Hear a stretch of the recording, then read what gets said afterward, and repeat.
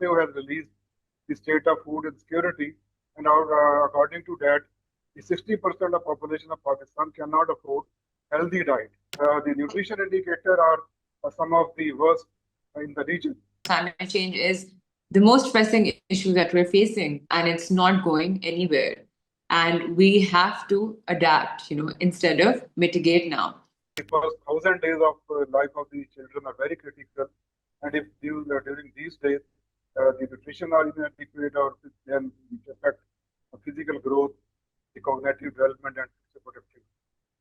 The visible damage from flood may disappear within months, but in fact, the nutritional consequences can persist for years. The climate shocks are reducing the reliability of food production because of the floods and heat stress and other pests and diseases prevalent.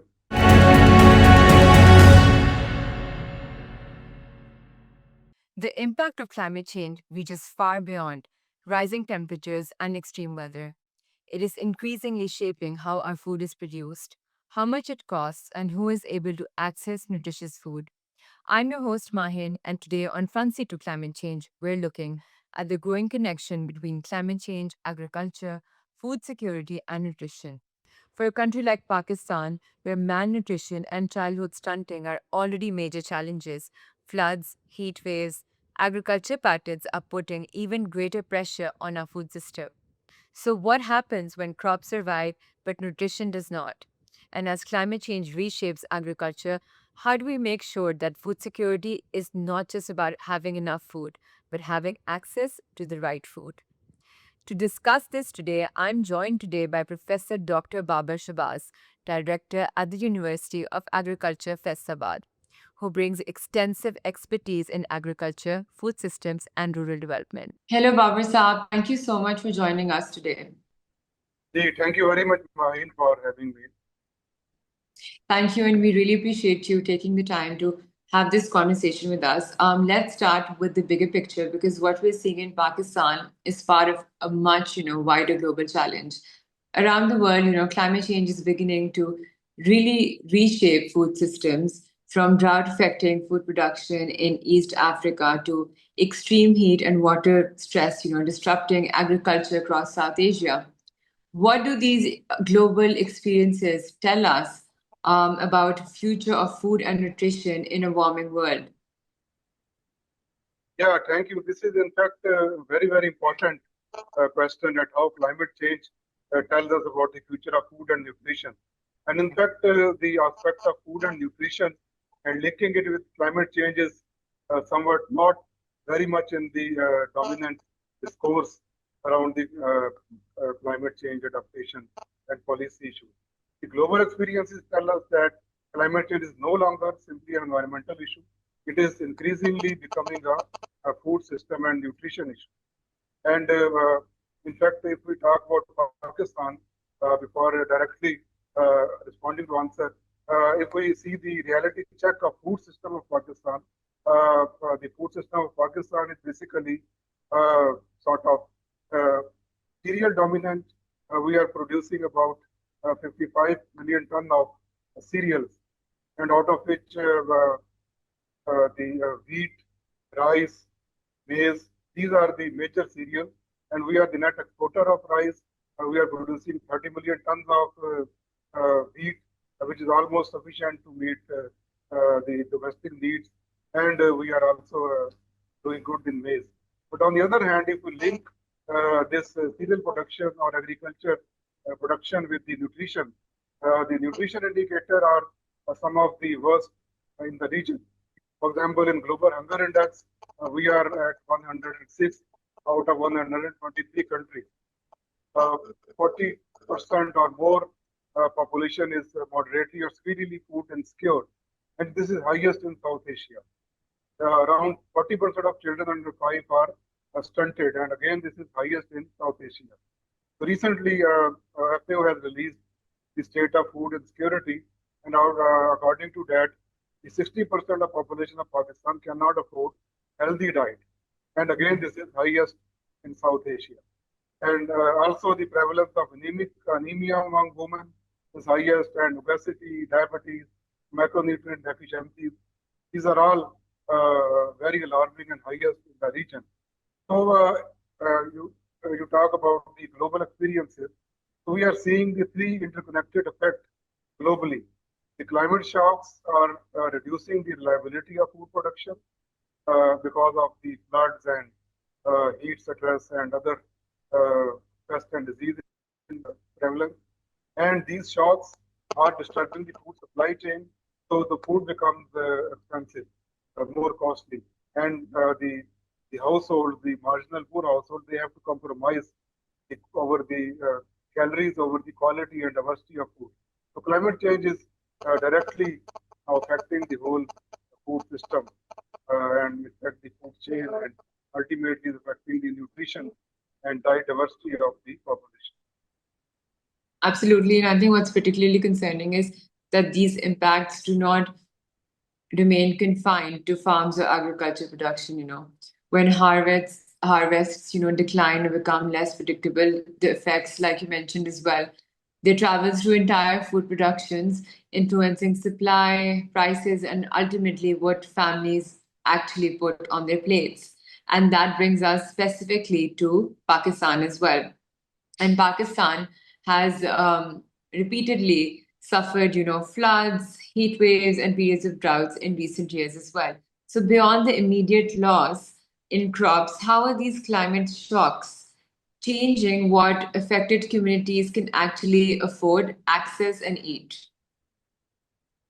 In fact, the most important part is that impact does not end when the flood water reduces or heat wave ends. In fact, the impact of these floods and heat waves and other climate-related shocks goes beyond their duration. A flood, for example, can destroy the crop of the farmers, the livestock, their home, the stored food and seeds, the income source, the roads and markets are damaged. So the household therefore losses both food availability and purchasing power whenever there is climate-related shock happen. So when the food prices rise, the household income falls, and the families tend to make sort of difficult choices. They have to reduce. They have to reduce the number of meals. They have to purchase the cheaper and less nutritious food. They have to, in fact, fill their stomach through, I say that, empty calories with the less or less nutritious food.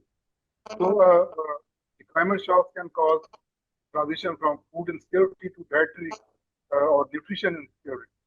So this is what is happening, and in fact, this is not very much a talking point in the global discourse. We are talking about the food production, food availability, but what is happening to the nutrition and food diversity?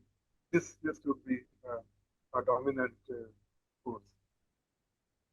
And I think that distinction that you just mentioned, that food being available and food actually being accessible, is very, very important. A market may remain reopened and food may return to the shelves. But for a household that has lost its crops, its livelihoods, its livestock or income, the nutritional consequences of a disaster can actually continue after the immediate emergency is, over as well. So when floods, destroy crops, livestock, roads, and local markets, what happens to nutrition in affected communities in the months and even years after the disaster has disappeared from the headlines? Yeah, this is one of the most underestimated dimensions of climate disasters. The visible damage from flood may disappear within months, but in fact, the nutritional consequences can persist for years. The family may lose livestock, seed, tools, and productive assets, and pushing them into debts. And children may experience disturbed schooling and healthcare systems. And in fact, whenever there are floods or other climate-related shocks, the sanitation and the contaminated water also increase the risk of diseases. So we should not think of disaster response as simply providing food immediately after the flood. Pakistan, in fact, we have to think in terms of recovery of livelihood, and dietary diversity is very important. And of course, the maternal and child nutrition, it is of utmost importance. And along with that, the healthcare and water sanitation over several years, not just when the flood happens or it's on. So we usually over the relevant organizations, the disaster management institution, they look for a few weeks or few months.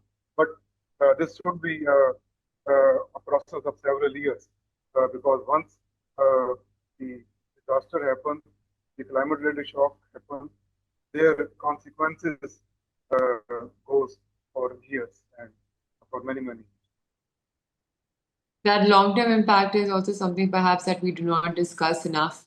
Climate disasters, they can deepen existing inequalities because not every household has savings or alternatives, perhaps, and other sources of income or the ability to recover from the disaster. And within already, vulnerable households, those inequalities can actually become even more pronounced. Climate change also, does not impact everyone equally.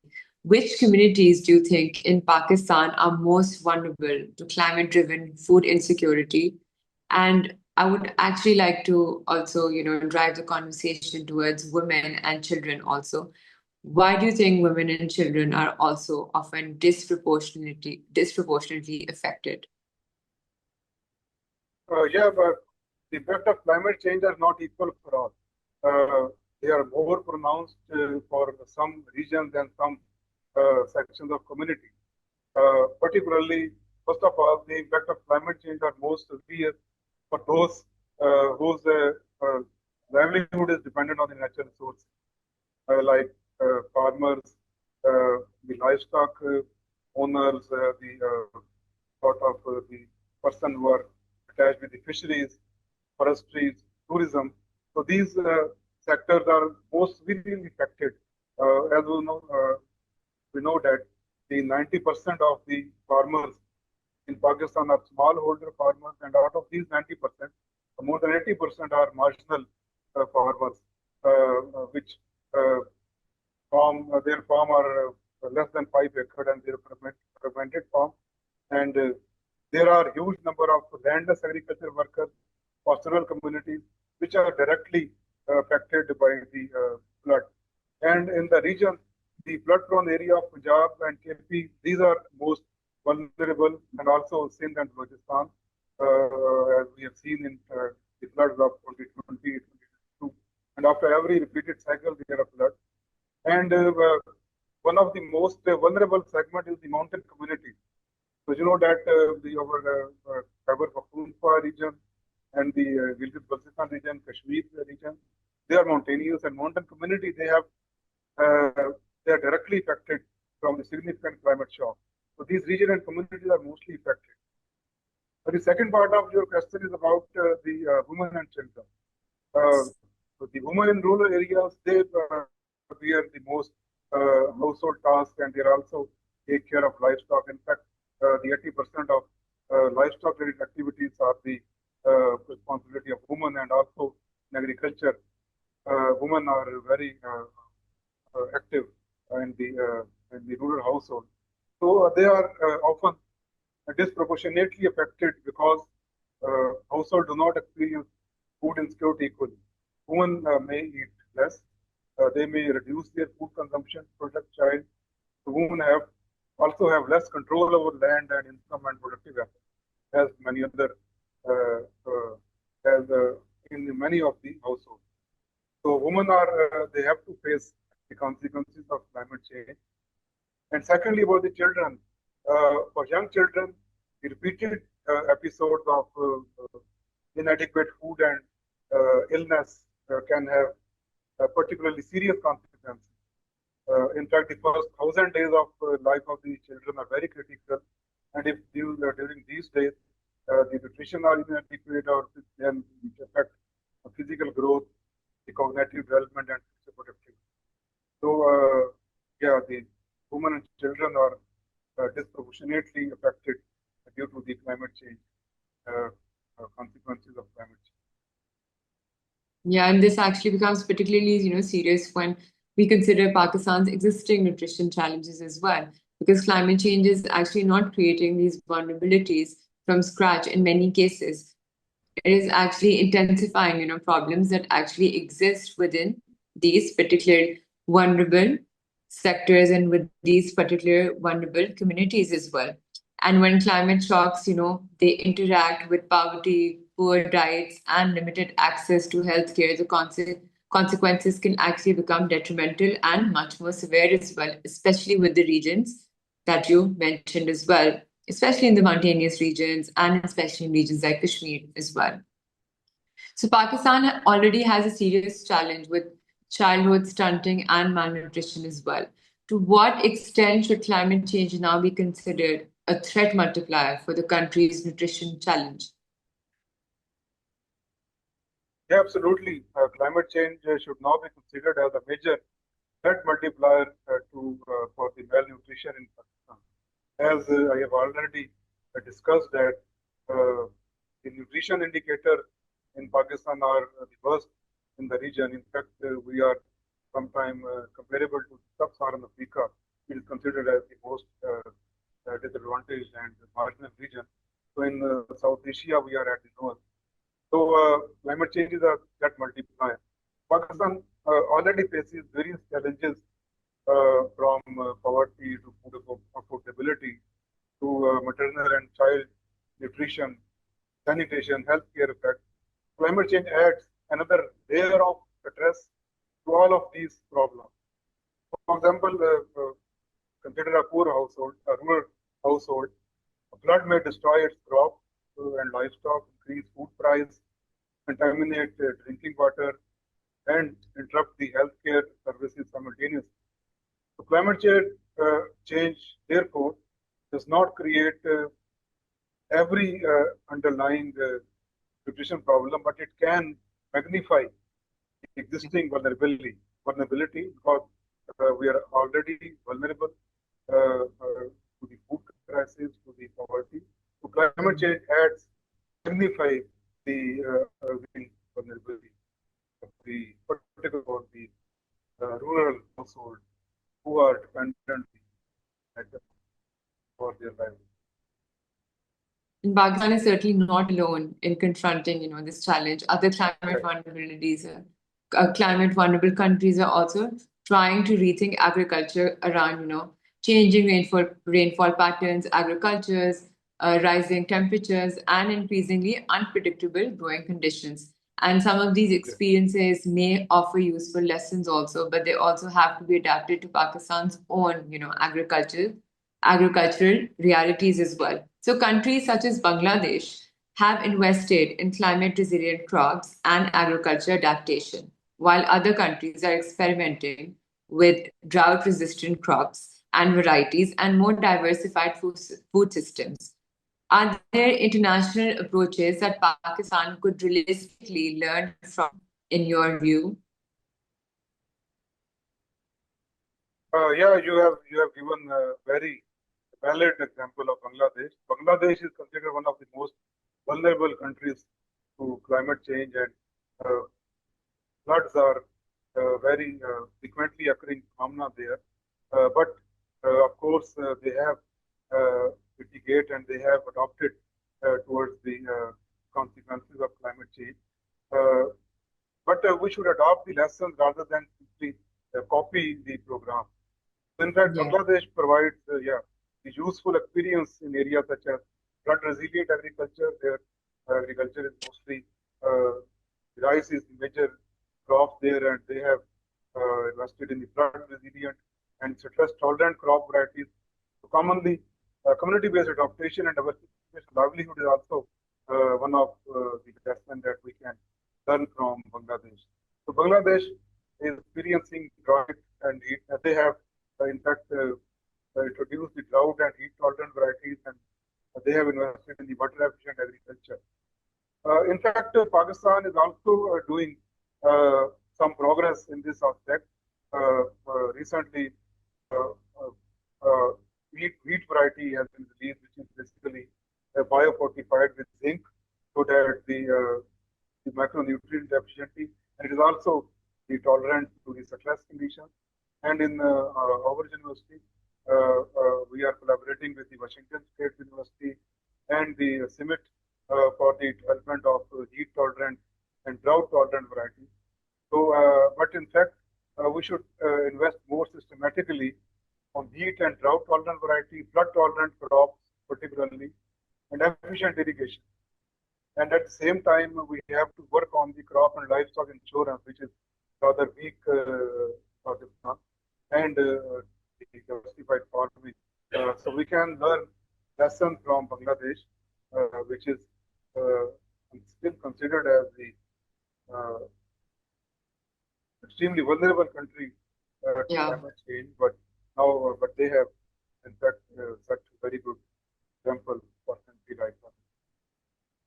And I think perhaps one of the bigger lessons is that adaptation cannot simply mean finding ways to continue, producing the same crops under increasingly difficult condition. It may also require us to question, sort of what we produce and where we produce it, and whether our agriculture incentives are actually enough to farmers, right? And whether they reflect both the changing climate needs and the nutritional needs of the population, because climate change is the most pressing issue that we're facing, and it's not going anywhere. And we have to adapt, instead of mitigate now. So Pakistan's agriculture policy has traditionally also, prioritized major crops such as wheat and rice, and it continues to do so, right? In a changing climate, do you think we need to rethink what we grow and incentivize farmers to produce a more diverse and nutritious range of foods? Yeah, my answer would be yes. And I would argue that this is one of the most important, this should be one of the most important policy conversation Pakistan need to have. As you said that the agriculture system of Pakistan is revolve around the 5 major crops: wheat, cotton, rice, sugarcane, and maize. And for these major crops, the whole ecosystem is well established. The cropping patterns, the marketing system, the post-harvest system, the extension system, these are all revolve around these major crops. And but the farmer would not diversify simply if I am sitting here and say that them to diversify, or policymaker tell them to diversify. The whole economics should be attached to the diversified crop. The whole ecosystem needs to be attached to the diversification. So we need, yes, we need appropriate incentive. We need the marketing system, storage, processing facilities, the extension advices, insurance, and procurement mechanism for the diversified crop. So then the diversification could happen, because the major crops, they have whole political economy attached to them. So, but for diversification, it is very important, and diversification is in fact inevitable, considering the nutrition deficiencies in Pakistan, the alarming rate of hunger and food insecurity, and the climate change impact. Diversification is very important, but the whole ecosystem should be developed, and we need to move from grow what we have traditionally supported to grow what is nutritious, climate resilient, and economically viable. So diversification is no doubt very important. But for that to happen, we need the whole sort of ecosystem we have to establish for alternate crops. Yeah, I think other than diversification, it also, it raises another important question about how we define agriculture resilience. We often, look at resilience through the lens of productivity, that did the crop survive, was the harvest maintained, and were the yields protected? But from a food system perspective, resilience should arguably be measured by whether people are receiving diverse, affordable, and nutritious food. So we often judge agricultural resilience by whether crops and yields are maintained. But if the food being produced does not provide adequate nutrition, can we really call that a resilient food system in Pakistan? Yeah, I would say no. If the food is not, the food we are producing is not nutritious, then it is not resilient. Just you have talked about the food system. But it is good that we are now talking about the food system. Food system is a very holistic uh, aspect. It is not just merely the production of food. It starts from the land preparation, from the soil, the type of soil we are having, toward the production, toward the harvesting, post-harvesting, marketing, processing, and the consumption, and even after consumption, the disposal of the food. This is a whole system. The food system cannot be considered truly resilient just because it maintains crop yield. We should ask, uh, for example, if we go beyond the crop yield, then we should ask that did the people have access to the food?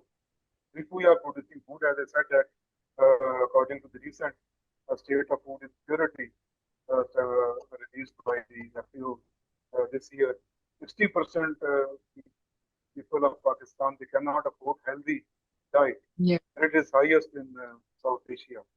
So if people are not having equal access to food, then we cannot say that it is uh, resilient food. If people cannot afford to the food, healthy food, it is not resilient. And if food we are producing is not nutritious, if we are just producing the grain-based, we are having the grain-based agriculture, then it is not nutritious. We are not producing enough fruit, we are not producing enough vegetables. So, and we are not producing enough pulses and millets. And in fact, we have to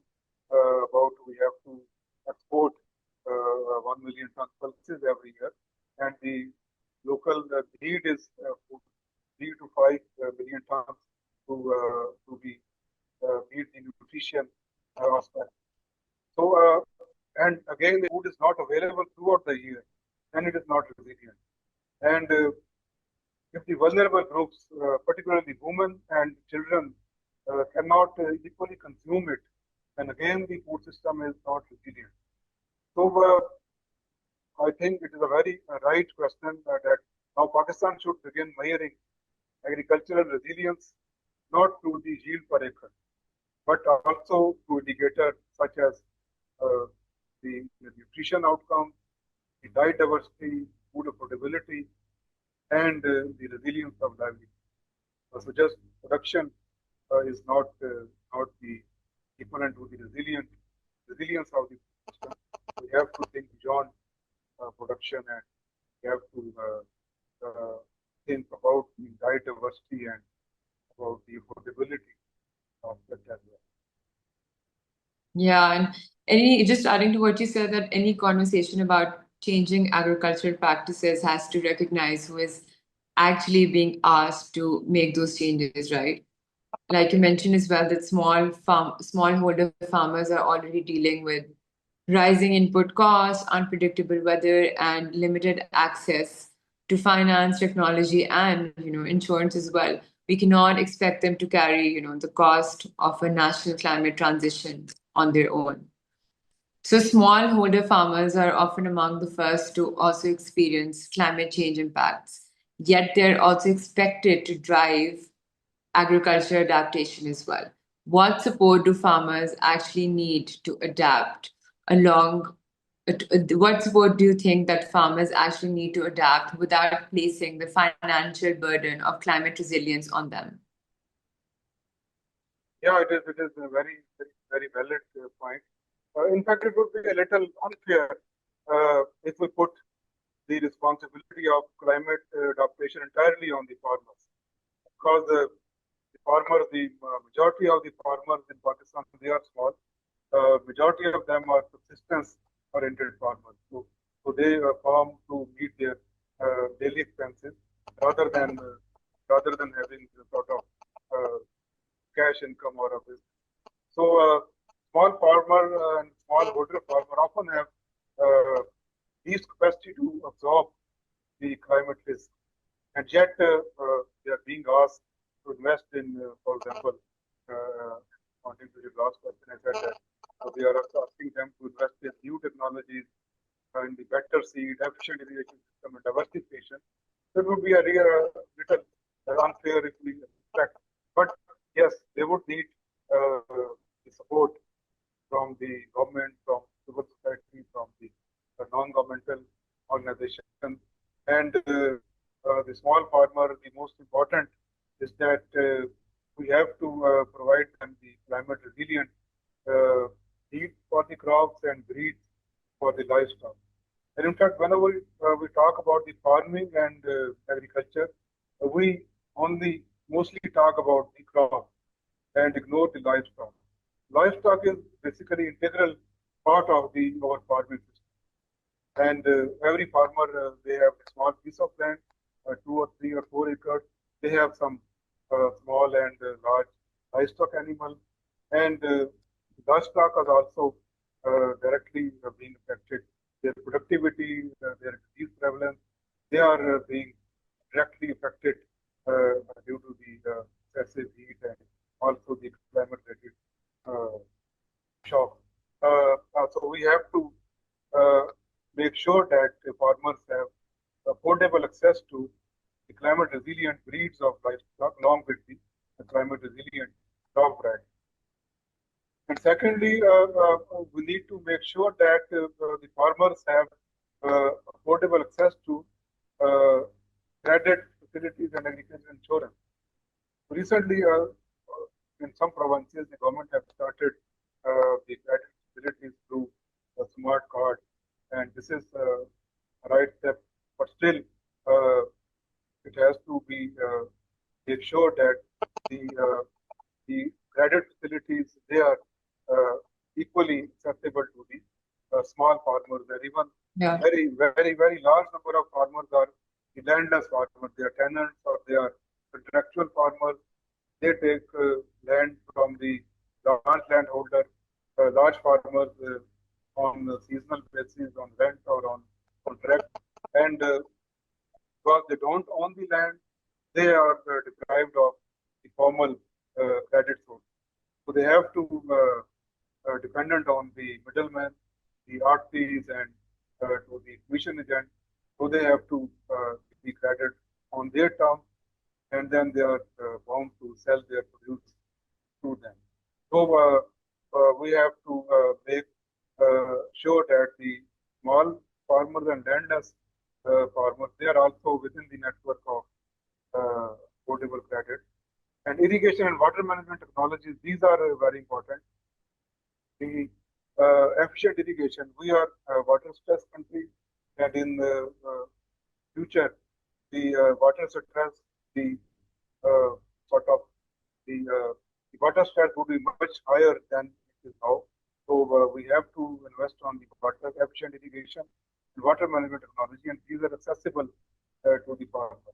And weather and climate information are very important. So these should also be accessible to the farmer to increase the capacity that they can adopt to the farmer. And along with the livestock health services, these are also should be one of the area which farmers actually need. So if we expect that the farmer would adopt to the climate change. So climate resilience is partly a public investment responsibility. So government have to invest on these aspects, particularly if we are talking about the small landholder, small farmers.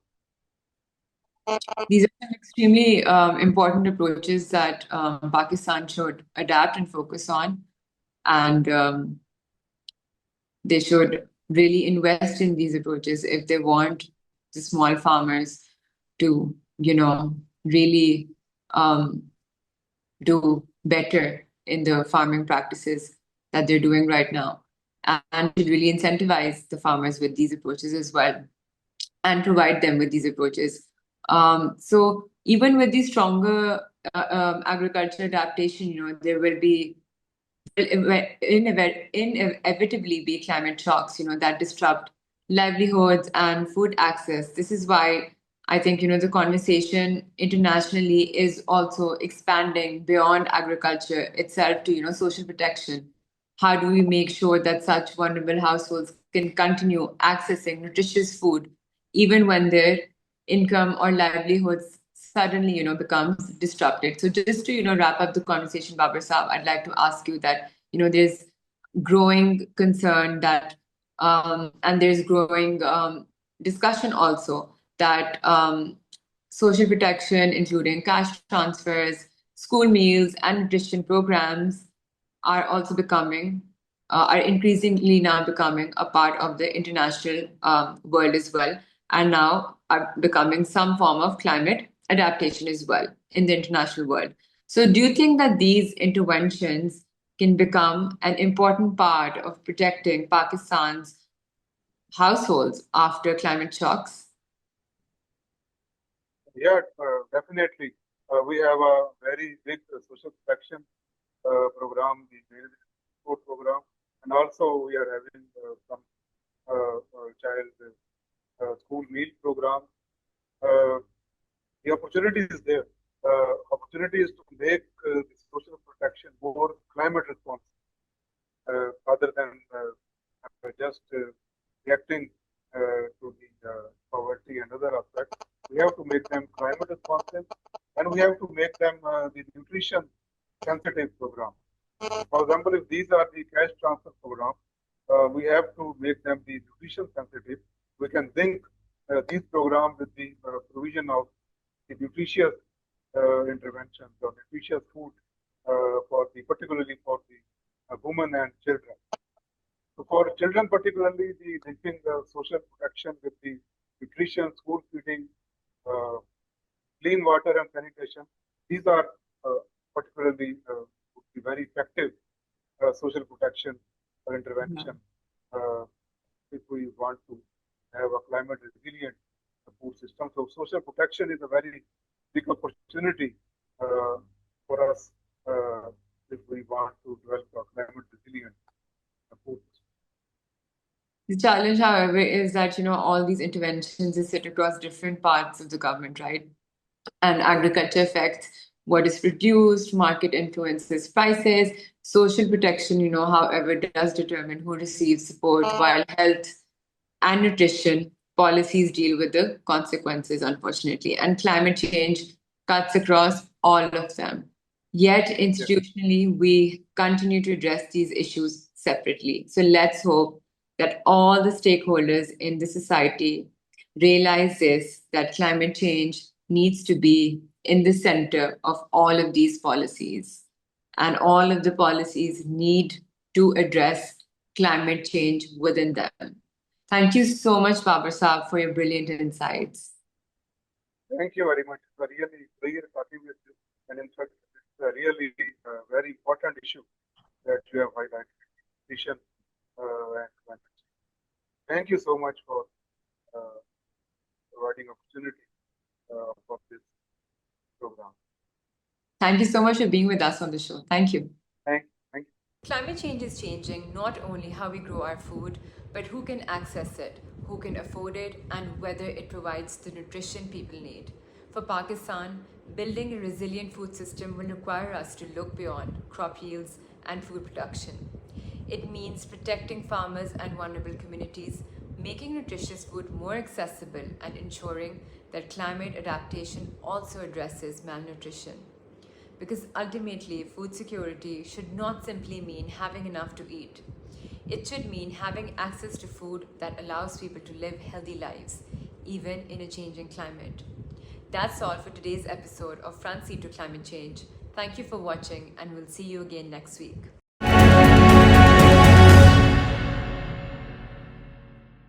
ACT Pakistan, Advocating Change Together, a Dawn Media initiative.